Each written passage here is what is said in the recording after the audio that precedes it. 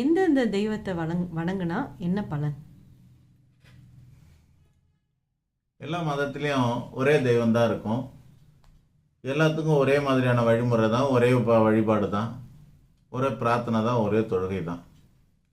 ஏன்னா சாமிக்கு சகல சக்தியும் இருக்குது. அனைத்தையும் செய்யக்கூடிய சக்தி அவருக்கு உண்டு. அதனால் அவரும் செய்வார்.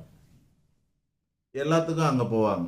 ஆனால் இந்து மதத்தில் கொஞ்சம் மாறுதல் என்னென்னா, ஏக இறைவன்